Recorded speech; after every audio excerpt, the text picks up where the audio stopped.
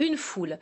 Une foule immense, une foule jeune, très jeune, black, blanc, beurre, qui descend dans la rue en masse, une semaine après la mort de George Floyd, cet Afro-Américain quadragénaire, asphyxié par un policier blanc à Minneapolis.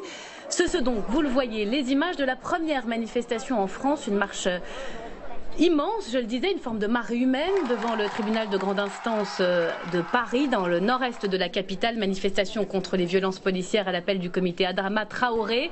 Ce jeune homme noir, mort en 2016, après son interpellation, la manifestation a été interdite et pourtant, malgré cela, elle a rassemblé 20 000 personnes. Bonsoir Noël Mamère. Bonsoir. Et merci d'être avec nous. Vous connaissez bien le sujet des violences policières. Vous avez présidé en 2014, ici même, à l'Assemblée nationale, une commission d'enquête sur le maintien de l'ordre dans les manifestations. C'était après la mort de Rémi Fraisse. Rémi Fraisse, ce jeune homme qui avait trouvé la mort face à un policier. C'était sur le site du barrage de Sivens. On s'en souvient, dans le Tarn. Vous débattez ce soir avec Didier Paris. Bonsoir. Bonsoir. Député de la République En Marche de Côte d'Or et magistrat de profession. Et puis derrière son écran, en duplex, nous attend Yves Lefebvre. Bonsoir. Merci d'être avec nous. Vous êtes policier, secrétaire général SGP Police FO. Je vous donne la parole, messieurs, dans un tout petit instant, mais vous le savez, ça vous regarde, ça commence toujours par un regard, celui de Stéphane Blakowski. Est-ce que cette comparaison Traoré-Floyd est pertinente? Pas vraiment, me semble-t-il. Si j'ai bien compris, c'est tout de suite.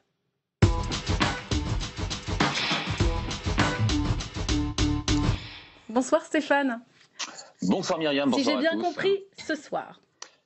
Si j'ai bien compris, Myriam, la société française vit sous l'hégémonie culturelle des États-Unis. On regarde des films tournés à Hollywood, des séries diffusées sur Netflix. Notre musique préférée, c'est le rap, le R&B. Tous les restos du coin mangent des hamburgers. Et figurez-vous même que le site touristique le plus visité en France, c'est Disneyland Paris. C'est à peu près la même chose pour les mouvements citoyens. Le mouvement MeToo est né sur Twitter en 2017 après l'affaire Weinstein. Et le mouvement Black Lives Matter est né en 2013 sur Twitter aussi après l'assassinat d'un jeune Afro-Américain en Floride. Alors forcément, dans ce contexte, c'est même pas tellement étonnant qu'on confonde complètement ce qui se passe en France et aux États-Unis. Mais en même temps, on peut quand même se poser la question, est-ce que c'est vraiment la même chose? En tout cas pour Assa Traoré, la sœur d'Adama Traoré qui a été tuée par des gendarmes en 2016, ça ne fait aucun doute. Selon elle, la situation en France est exactement la même qu'aux États-Unis au niveau des violences policières, sinon pire. On l'écoute. L'indignation qu'on dénonce aux États-Unis, il se passe exactement la même chose en France. En France, c'est encore pire. Aux États-Unis, les policiers ont été limogés. En France, les gendarmes ont été récompensés. Il faut savoir que quand mon frère va mourir, nous avons M. Leroux et Cazeneuve qui vont faire le déplacement chez nous à Beaumont pour remercier les gendarmes. Alors, cela dit, si on peut comprendre bien sûr la colère d'Assa Traoré, même si on peut s'étonner que la justice n'ait pas estimé nécessaire de renvoyer les gendarmes qui ont tué son frère devant la justice, eh bien malgré tout, ce serait très exagéré de considérer que les violences policières en France, c'est la même chose qu'aux États-Unis. Pour vous citer quelques chiffres, on estime que chaque année aux États-Unis, 1 millier de personnes sont tuées par des policiers. Donc si c'était la même chose en France, les mêmes proportions, ça voudrait dire que les policiers tuent chaque année 200 personnes en France, ce qui n'est absolument pas le cas. La proportion, le chiffre serait plutôt 10 fois moins, une vingtaine de personnes si on doit faire une moyenne. Je vais vous citer un autre exemple. Lors des émeutes à Los Angeles en 1992, il y a eu 55 morts. Lors des émeutes dans les banlieues en 2005, il y a eu 4 morts et aucune de ces personnes n'a été tuée par un policier. Alors, bien sûr, il ne s'agit pas du tout de nier les accusations de racisme qui sont portées régulièrement contre la police française. Je vous rappelle que Jacques Toubon, qui est le défenseur des droits, a commandé une enquête en 2016 selon laquelle la probabilité d'être contrôlé par la police est 20 fois plus importante quand on est un jeune homme qui est perçu par les policiers comme noir ou arabe. Donc c'est un chiffre qui témoigne effectivement des tensions de plus en plus importantes dans les cités entre les jeunes et les policiers. C'est un phénomène inquiétant.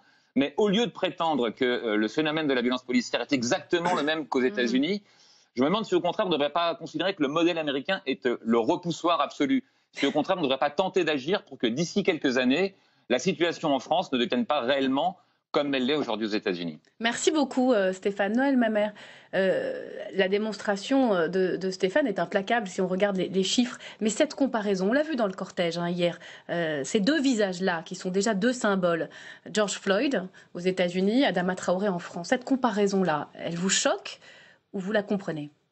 Je la comprends de la part de ces jeunes qui sont absolument choqués par le caractère discriminatoire de la police dans ce pays.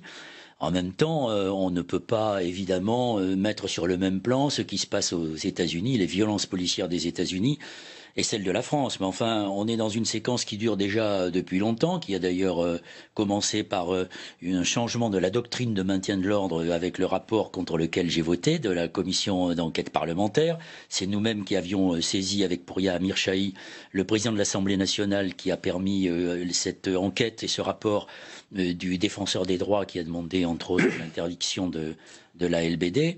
Mais la réalité, c'est qu'il y a dans la police française aujourd'hui, et on ne peut pas le nier, le défenseur des droits vient d'ailleurs de le dire dans une décision qui date du 13 mai, une sorte de racisme systémique, donc qui doit être détaché des individus, des policiers individus, mais qui doit être au contraire rattaché à une culture qui existe et qui a des précédents historiques.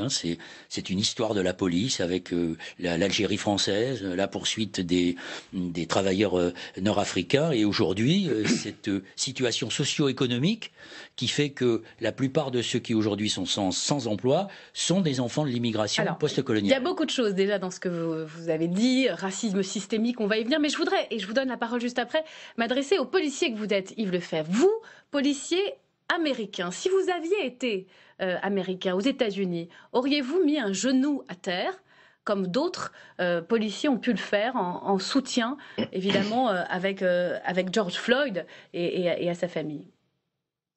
Je ne sais pas si j'aurais mis un genou à terre. Ce que je suis certain, c'est que j'aurais agi de la même façon de ce que j'ai agi, de la façon dont j'ai agi depuis qu'on nous a annoncé ça, c'est-à-dire considérer que la mort de George Floyd est consécutive à un assassinat d'un individu qui n'avait plus rien à faire, qui n'aurait jamais dû faire partie des forces de l'ordre. Ce qui s'est passé aux États-Unis est inacceptable, intolérable. C'est un assassinat pur et simple, mais ne comparons pas ce que fait la police nationale avec la police américaine. Donc pour vous, les deux affaires, Floyd-Traoré, n'ont absolument rien à voir l'une avec l'autre? Non, elles n'ont absolument rien à voir. Si au demeurant, je comprends aisément, et c'est selon ce qu'a déclaré M. Mamère, c'est peut-être un des seuls points sur lequel je serais d'accord avec lui. Je considère effectivement que la famille est légitime aujourd'hui, bien évidemment, et légitime depuis longtemps à demander un procès ou d'avoir des conclusions de la justice. C'est pas acceptable que ça dure depuis 4 ans. C'est pas normal. Il demande un procès ou alors la justice tranche avec un non-lieu. Il doit se tenir pour l'instant, c'est parole contre parole et expertise contre expertise. Oui, enfin, ceci étant, il y a qu'un format d'expertise reconnu, et M. Paris ne pourra me le confirmer en tant que magistrat ou ancien magistrat, c'est l'expertise judiciaire en la matière. Mais le problème, c'est qu'aujourd'hui en France, on a une technique pour menotter les gens. On doit menotter les gens dans le dos, et par le fait, quand on a affaire à quelqu'un qui se débat, qui ne veut pas, je dirais, accepter d'être menotté, le plaquage, je dirais, ventral est la seule technique aujourd'hui utilisée. Alors, comme pour le LBD, parce que ma mère s'est parlé du LBD tout à l'heure, moi, je n'ai pas d'appointant, c'est le LBD, je n'ai pas non plus d'appointant, c'est aucun policier n'a d'appointant, c'est le plaquage ventral. Trouvons une autre technique et nous serons ouverts, et sans doute que nous n'aurions pas à débattre de ce genre de phénomène aujourd'hui. Alors, le plaquage ventral, il faut expliquer, c'est exactement ce qu'a subi Adama Traoré lors de son interpellation en garde à vue.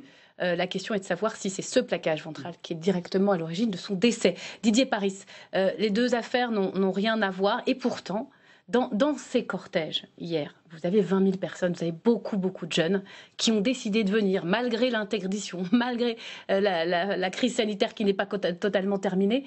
Qu'est-ce qu'on fait quand on est député et qu'on a ce sentiment-là de jeunes qui vous disent on a peur quand on n'est pas blanc, on a une sorte de sentiment d'impunité de la police? Je regarde les images là qui passent, il y a finalement du multicolore de cette manifestation, donc soyons un peu vigilants.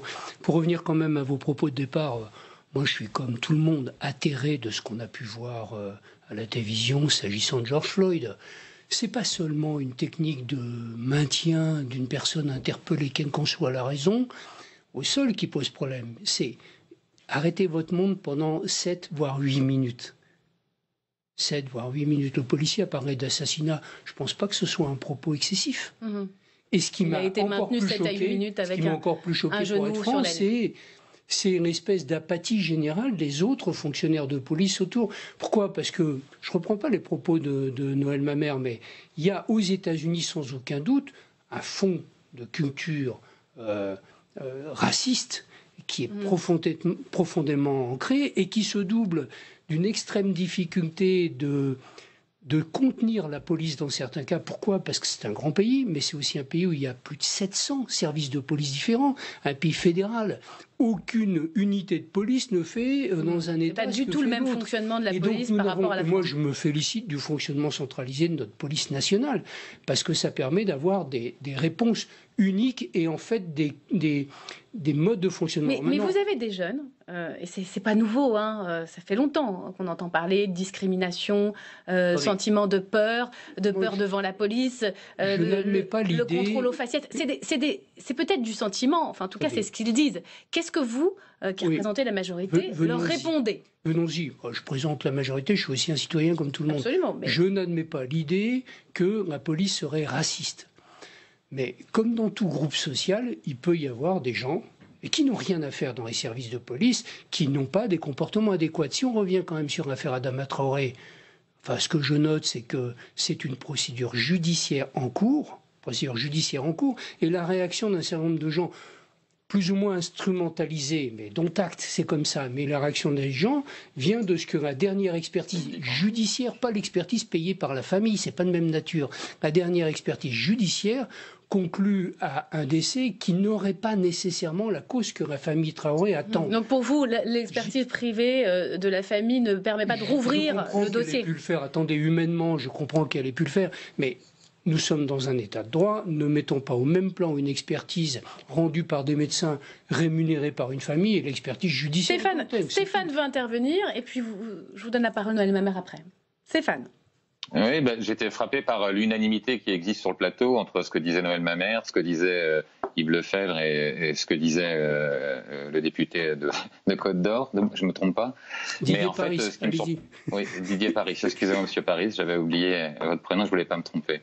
Mais ce qui me surprend, c'est qu'il y a une vraie unanimité, on est tous choqués. Et pourtant, il n'y a pas de prise de position officielle, à ma connaissance, du gouvernement français pour condamner ces images affreuses d'assassinat de George Floyd. Alors comment se fait-il qu'il n'y ait pas de prise de position ? Est-ce que ce ne sera pas une manière justement de bien se démarquer des États-Unis et des pratiques policières aux États-Unis ? Elisabeth qui n'était pas tendre à l'égard de ce qui s'était passé, mais en même temps ça s'est passé aux États-Unis. Moi je refuse tout mélange. Je veux dire, encore une fois, la police française, vous avez cité des chiffres qui sont sans commune mesure, et vous-même, vous venez de citer des chiffres qui étaient intéressants. Il y a juste aussi des chiffres que vous ne citez pas, c'est il y a plus de 800 000 interpellations par an en France pour des faits graves, je dirais atteinte aux personnes, trafic de drogue et ainsi de suite. Nous avons un nombre de cas extrêmement faible de, entre guillemets, dérapage, je ne sais pas si c'est le bon terme, et qu'on n'oublie pas quand même que l'an dernier, c'est plus de 30 000 agressions à l'égard de fonctionnaires de police qui ont eu lieu. Alors c'est dit, il faut bien aussi que la police républicaine qui est la nôtre ait des moyens d'adaptation à la situation qui évolue. Je vais vous passer la réponse du gouvernement et puis vous réagirez parce que le gouvernement, par la voix de Sibeth Ndiaye et par la voix de Christophe Castaner, n'utilise pas le terme de violence policière, refuse de l'utiliser systématiquement, ni de violence d'État. En revanche, il dit qu'il est intransigeant et que toutes les fautes commises sont sanctionnées. Écoutez, Christophe Castaner, c'était tout à l'heure au Sénat. Il faut faire en sorte que chaque faute, et il peut y en avoir, chaque excès, chaque mot, y compris des expressions racistes, fasse l'objet d'une enquête, fasse l'objet d'une décision, fasse l'objet d'une sanction. Et je suis sur ce sujet intransigeant. Ça suffit ou pas? Oui, enfin, il est intransigeant, mais si on peut, moi je peux citer des chiffres à M. Castaner. Il y a eu 19 demandes d'ouverture d'enquête et 68 qui ont été classées sans suite.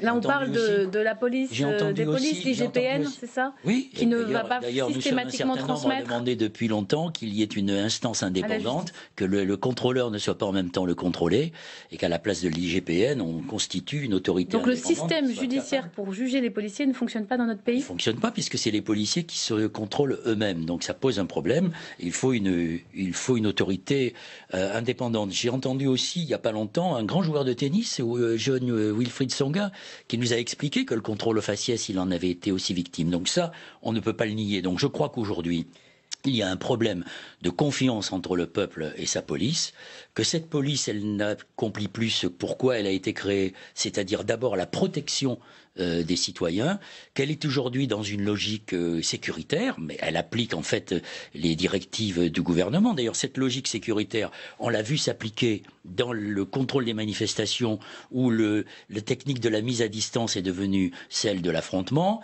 À Notre-Dame-des-Landes, ils l'ont payé cher. À Sivens, ils l'ont payé d'un mort. Les manifs contre la loi travail. Alors, les manifs, les gilets jaunes l'ont payé très chèrement avec des... Donc il faut une réforme de la police des polices et une réforme du maintien de l'ordre.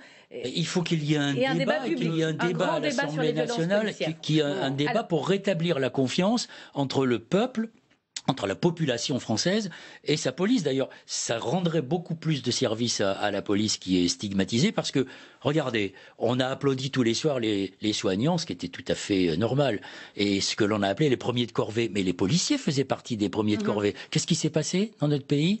On a appliqué la même politique sécuritaire pour la gestion du Covid que pour les manifestations. On est les champions d'Europe en termes de contrôle. 20 millions de personnes ont été contrôlées et 1 million d'amendes, champion d'Europe. Ça veut dire que cet État, ce gouvernement, il a une défiance vis-à-vis de ses citoyens. Alors, on va partir. Il y a beaucoup de choses. La politique sécuritaire, ce n'est qu'une affirmation de sa faiblesse. La défiance. Un tiers des Français ne font pas confiance à leur police. Yves Lefebvre, sur ce sujet-là, est-ce que vous seriez prêt à ouvrir ce débat-là? La confiance des citoyens en leurs forces de l'ordre et qu'au fond, on sort du face-à-face, pourquoi pas à l'Assemblée nationale, qu'un véritable débat, si possible apaisé, se tienne sur ce qu'on appelle les violences policières. Je suis prêt à tous les débats. À tous les débats, effectivement, pour qu'on trouve une solution et qu'on puisse retrouver des relations normales. Mais à une condition, c'est qu'on inverse les propos tenus par Noël Mamère. C'est-à-dire qu'on considère que ce sont les policiers qui sont systématiquement violents. Et Didier Paris cela dit, c'est faire abstraction, c'est faire offense, c'est une injure, ni plus ni moins, aux 30 000 policiers blessés tous les ans. C'est une insulte aussi aux policiers qui sont agressés en dehors de leurs heures de travail, comme ce fut encore le cas ce week-end pour un de mes collègues agressé avec son gamin alors qu'il se promenait et qui a été identifié comme policier. Alors oui, il faut débattre. C'est la preuve de la défiance. Oui, il faut que tout le monde... Oui, mais non, mais la défiance, monsieur Mamère, la défiance, vous me permettrez de considérer qu'elle est dans l'autre sens, la défiance. Moi, je peux tout entendre. Je peux effectivement entendre un brillant joueur de tennis se dire qu'il a fait l'objet de contrôle parce qu'il est de couleur. Yves Lefebvre, sur cette dimension-là, parce qu'il y a beaucoup de choses. Il y a la question des violences policières, on l'a vu pendant les manifestations. Il y a eu aussi, et il faut le dire, des policiers qui ont été touchés directement par ces violences. Mais sur le racisme, parce que c'est ça, au fond, l'actualité. C'est de ça dont les jeunes parlent quand ils vont manifester. Sur cette question du contrôle aux faciès, ce sentiment d'un deux poids deux mesures, d'être discriminé. Qu'est-ce que vous répondez? Et qu'est-ce que vous répondez au défenseur des droits qui vient de publier une décision dans le 12e arrondissement où les tigres, puisqu'on les appelle comme ça, considéraient ces jeunes comme des indésirables avec des contrôles d'identité perpétuels? Yves Lefebvre, Didier Paris, juste après. Oui.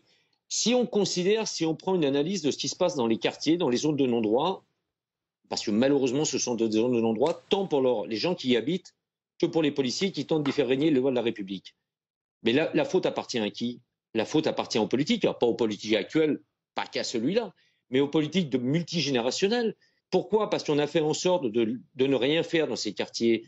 J'ai encore en mémoire un ministre de l'Intérieur qui prétendait vouloir nettoyer au Karcher. Mais c'est une pure et simple provocation. Le seul qui a voulu faire quelque chose pour ces quartiers, c'est Jean-Pierre Chevènement. C'est le seul qui a voulu le faire. Et on a tout balayé d'un revers de main. Gérard Collomb, quand il est arrivé, il nous a parlé de la police de sécurité du quotidien et des quartiers de reconquête républicaine. On n'a pas avancé du non en la matière.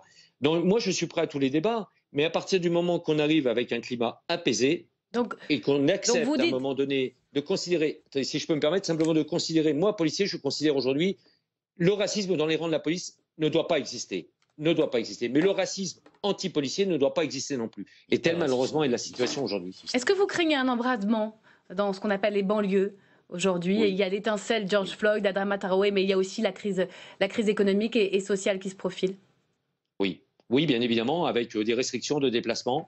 Vous avez des jeunes dont les parents sont issus de pays étrangers qui n'aspirent qu'à une chose, c'est retourner dans leur pays d'origine, rencontrer leur famille d'origine l'été, qui ne pourront pas le faire.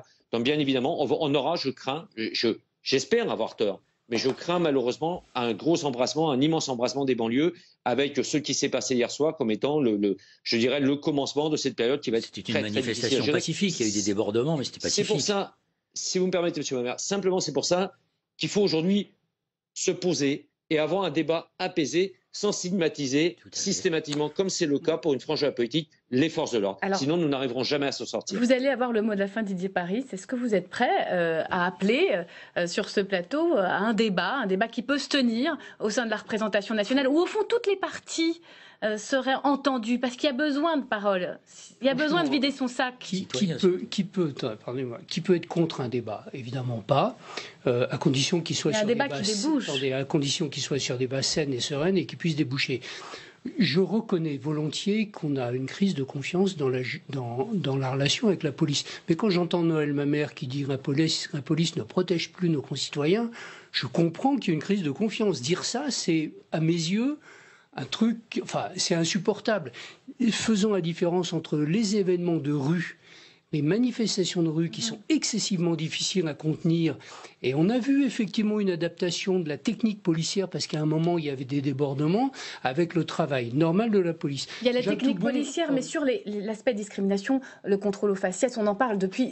La haine de Mathieu Kassovitz, c'est 1995, ça a 25 ans. Ça n'existait pas. Les Misérables. Qu'est-ce qu'on fait? Attendez, juste regardez.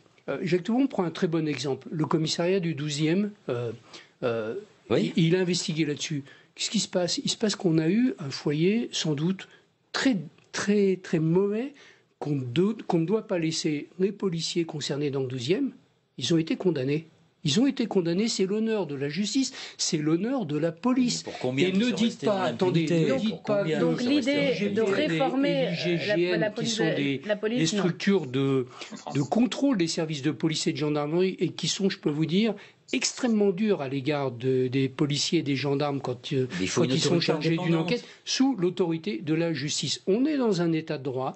Je ne dis pas que tout est parfait, bien évidemment. Mais il faut penser les plaies des deux côtés. On sent que ça a trop duré, en fait. Ça fait des années et des années maintenant. Mais on parle des problèmes de confiance dans la police. Il y a eu beaucoup de... ça mérite qu'on en discute, il n'y a aucun doute. Ça mérite qu'on remette sans doute à plat un certain nombre de choses. Pourquoi pas même un certain nombre de techniques d'interpellation, pourquoi pas, même si je vous rends sensible au fait que les techniques d'interpellation qui sont actuellement utilisées le sont pour protéger au maximum la personne, les policiers et l'environnement. Si on n'a pas ça, on pourra avoir des techniques plus violentes, plus difficiles à mettre en œuvre.